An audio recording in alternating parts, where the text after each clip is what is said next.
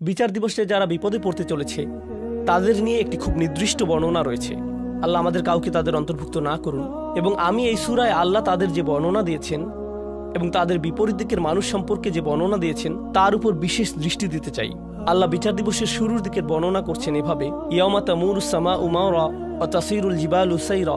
আকাশ পরিবর্তন হচ্ছে, পাহাড় নড়তে শুরু করেছে, পৃথিবী আর দেখতে যেমন ছিল তেমন থাকছে না, মানুষেরা কবর থেকে বের হয়ে আসছে। এবং এখন আল্লাহ বলেন, ফাওয়াইলু ইয়াউমা ইযিল লিল মুকাদ্দিবিন, যারা সত্যকে মিথ্যা বলতো তাদের জন্য সেই দিন কত বিধ্বংসী আর কত ভয়ঙ্কর হবে যারা সত্যকে মিথ্যা বলতো। আল মুকাদ্দিব, যে কেউ তাদের কোনো সত্য বলে এবং তারা বলে না না এটা সত্য নয়, তারা সত্য অস্বীকার করে বা তা মিথ্যা বলে অথবা তা মিথ্যা মনে করে।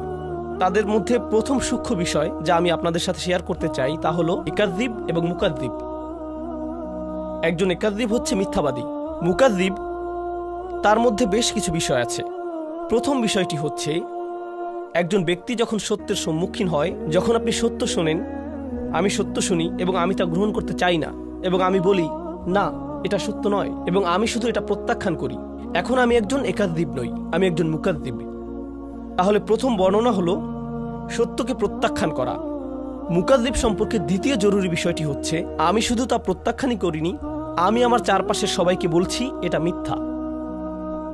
এটা হতে পারে দাওয়া, যেখানে আপনি সবাইকে সত্যের পথে আমন্ত্রণ করছেন। মুকাযযিব হচ্ছে সে যে সত্য গ্রহণ করে না এবং সবাইকে সত্যকে মিথ্যা বলে গ্রহণ করতে নিষেধ করে। তারা একটা নেগেটিভ ক্যাম্পেইন করে এবং তারা একটা বাতিল ক্যাম্পেইন করে। মানে তারা শুধু নিজেরাই সত্যকে প্রত্যাখ্যান করে না, তারা অন্যদেরকেও সত্যকে মিথ্যা হিসেবে গ্রহণ করতে কনভিন্স করে, তারা মিথ্যাকে ছড়িয়ে দিতে চেষ্টা করে, তারাই মুকাযযিব। এটাই হচ্ছে প্রথম বর্ণনা। আমি যা শিখি তা হলো আমি যখন কোনো সত্য শুনি, তা যে কোনোভাবেই হোক না কেন, সেটি একটি শিশু থেকে শুনতে পারি, সেটা একজন মুসলিম থেকে শুনতে পারি, তা আমি যে ব্যক্তিকে পছন্দ করি বা পছন্দ না করি তার থেকে শুনতে পারি, যদি সত্য হয় আমি তা প্রত্যাখ্যান করব না, আমি তা প্রত্যাখ্যান করব না। লোকেরা কেন সত্যকে প্রত্যাখ্যান করে? কারণ শুধু এটা নয় যে তারা খারাপ মানুষ। এর কারণ হলো, উদাহরণস্বরূপ মহানবী সাল্লাল্লাহু আলাইহি সাল্লামের চাচা আবু তালিব সত্যকে গ্রহণ করেননি, তিনি সত্য গ্রহণ করেননি। কিন্তু প্রশ্ন হলো কেন তিনি সত্য গ্রহণ করেননি?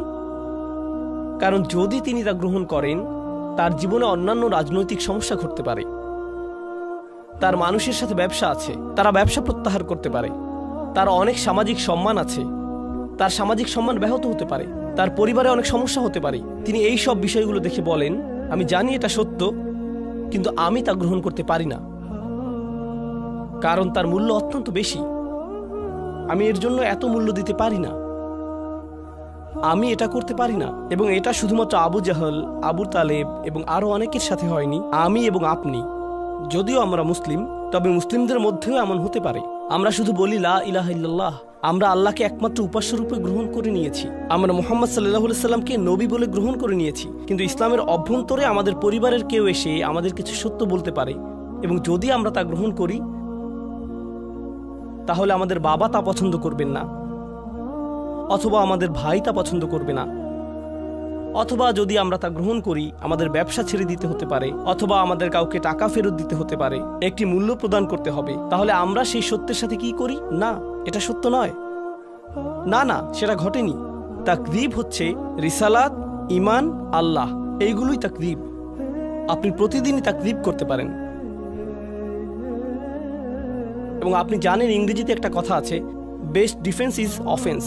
ঠিক আছে, আপনি সত্য গ্রহণ করছেন না, আমি সত্য গ্রহণ করছি না, কিন্তু তার জন্য আমাদের একটু খারাপ লাগছে, তো যাতে আমার একটু ভালো লাগে তাই আমি সবাইকে গিয়ে বলি না না না এটা সত্য নয়, আমি এটা গ্রহণ করতে পারছি না কারণ এটা ভুল।